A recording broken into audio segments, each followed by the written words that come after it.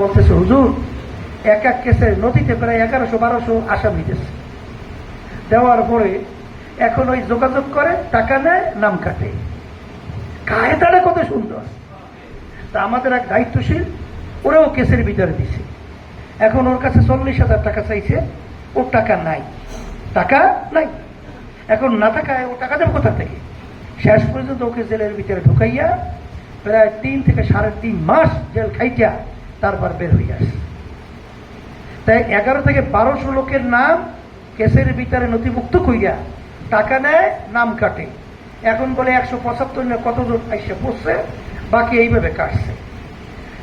এগুলা কি মানুষের আচরণ না কুত্তার চেয়েও খারাপ আচরণ? তাহলে বুঝতে হবে সব শিক্ষাই শিক্ষা না।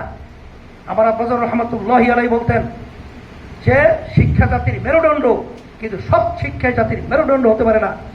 এই